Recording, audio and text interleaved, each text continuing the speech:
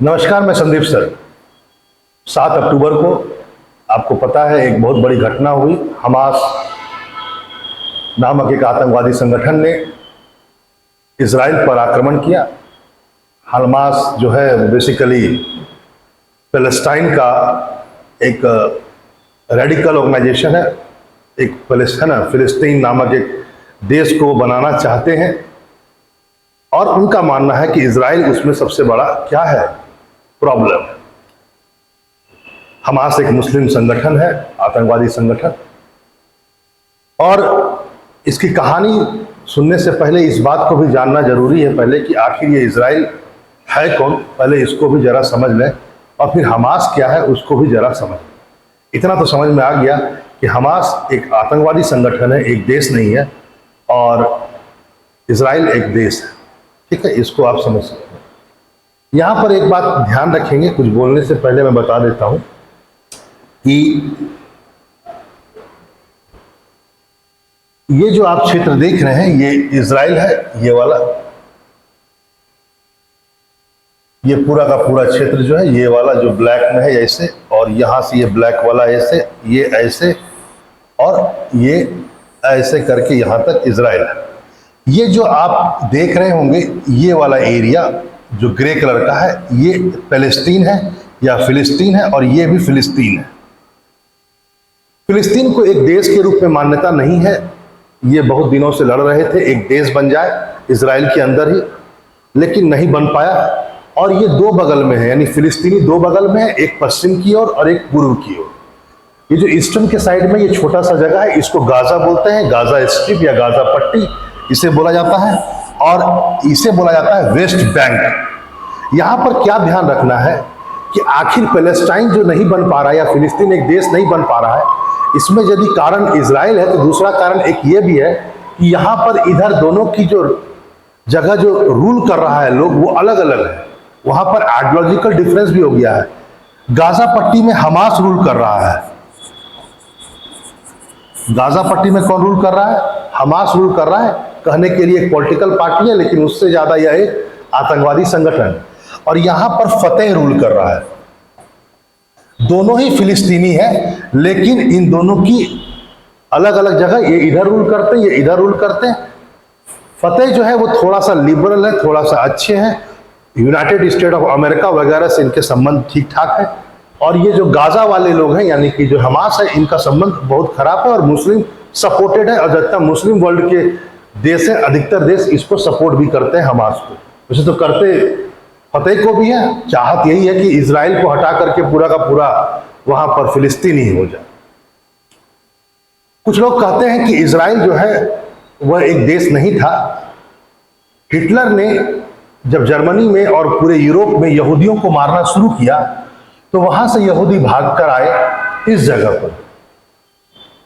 यह क्षेत्र मुस्लिम वर्ल्ड का क्षेत्र था और यहां पर आकर यहूदियों ने अपना एक देश बनाया, उसका नाम रखा इजराइल। और यहां इस क्षेत्र में जो मुस्लिम रह गए, उन्होंने उनको एक तरह से कहा जाए कि वो देश विहीन हो गए, बिना देश के हो गए, और वो पैलेस्टाइन है, फिलिस्तीन है, आज भी एक देश बनाना चाहते हैं। उनका आरोप है कि इजराइल ने हमें ऐसे ऐसे किया। लेकिन इतिहास में आपको जानने की जरूरत है।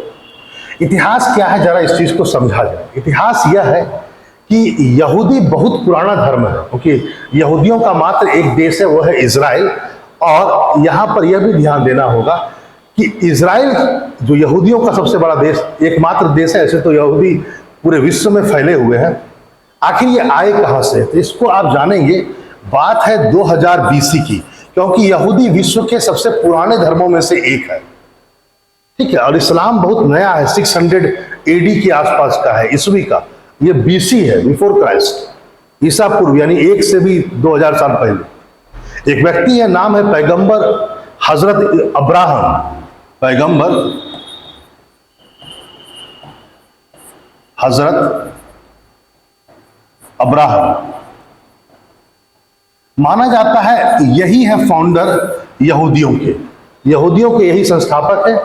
इनका एक पुत्र था, उसका नाम था, यानी हजरत इब्राहिम जो है, जो फाउंडर है यहूदियों के, माना जाता है यहूदी धर्म के यही फाउंडर थे। और इसका पुत्र है इशहक और इसका हजरत इब्राहिम का पोता हुआ याकूब। याकूब को ही इजराइल कहा जाता है। माना जाता है इस क्षेत्र में, ये जो आप क्षेत्र देख रहे हैं, जो ये क्षेत्र है लगभग वही क्षेत्र है, लेकिन ये पुराना नक्शा है, ठीक है, जरा ध्यान से देखेंगे। मतलब हजरत पैगंबर हजरत अब्राहम, उसका बेटा इसहक और उसका बेटा याकूब, याकूब का ही नाम इजराइल है। अब जरा यहां से थोड़ा सा और आगे बढ़ते हैं, जरा चीजों को देखते हैं। ये जो आप देख रहे हैं ये लगभग वही फोटो है, अंतर सिर्फ इतना है, जरा देख लीजिए यहां पर। वो क्या है कि यह क्षेत्र जो ये आप देख रहे हैं, ये वाला डेड सी होते हुए ये ऐसे ऐसे यहां तक ऐसे, इस पूरे क्षेत्र में पहले 12-13 कबीले रहते थे।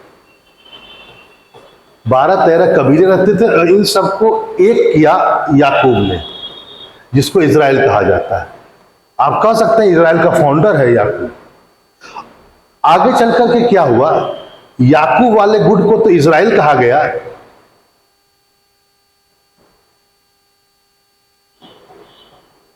लेकिन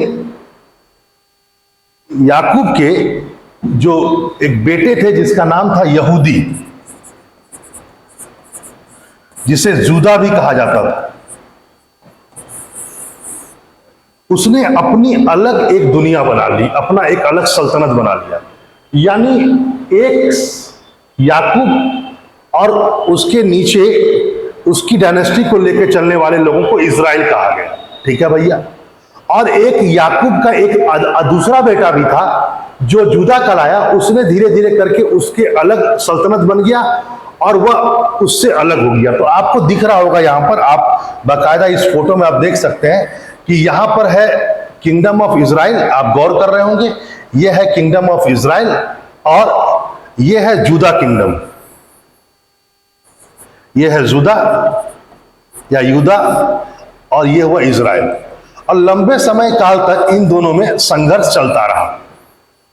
आगे चलकर मूसा के पीरियड में, लगभग 900 BC का बात है, इसके पीरियड में ये दोनों एक हो गया और ये सभी इजराइल बन गए, ठीक है। ये सभी पूरा का पूरा ये क्षेत्र इजराइल बन गया, ये पूरा का पूरा क्षेत्र इजराइल बन गया।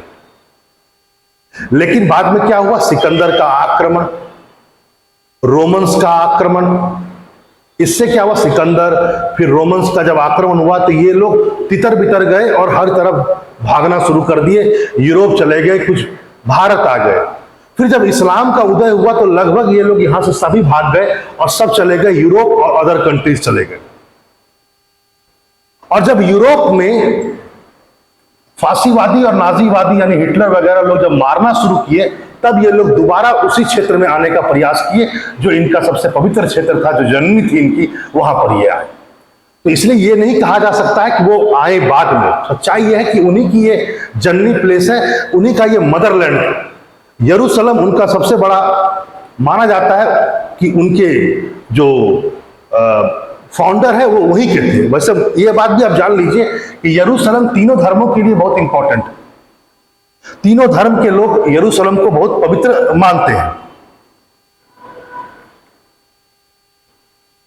माना जाता है कि यरूशलेम में ही क्रिश्चियनिटी का जो जीसस क्राइस्ट थे उनको हैंग किया गया, उनको सूली पर चढ़ाया गया। यरूशलेम यहां पर है, यहां आप देख रहे होंगे इजराइल में।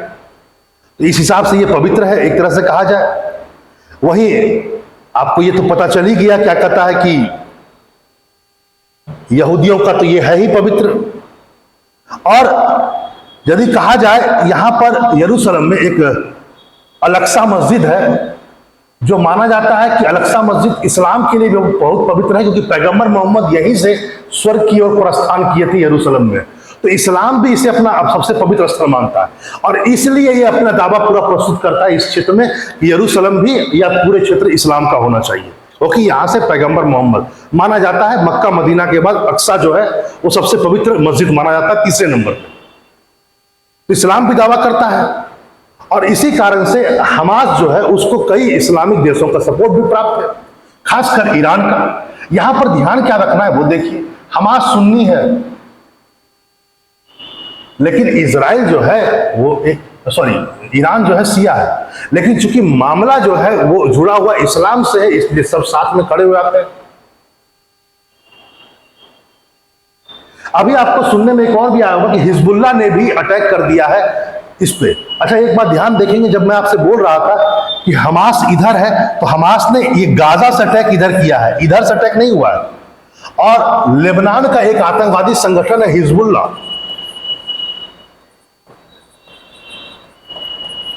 उसने भी अटैक कर दिया है इस ओर से। उसका कहना है कि मेरे लेबनान का दक्षिण भाग में तुमने कब्जा कर रखा है इजराइल ने। वैसे इजराइल और अरब देशों के बीच, मुस्लिम राष्ट्र के बीच पुरानी दुश्मनी, जब इजराइल बना था उसके बाद ही 1948 में ही अरब देशों ने आक्रमण कर दिया, सबने मिलकर इजराइल पर। इजिप्ट ने, सऊदी अरब ने, सीरिया ने, लेबनान ने, इजिप्ट ने, सबने आक्रमण कर दिया, लेकिन सबको हराया किसने? इजराइल ने अकेले। और जब जितनी बार हराया है, जितनी बार संघर्ष हुआ है छोटा मोटा, इजराइल अपने क्षेत्र को बढ़ाया ही, घटाया नहीं।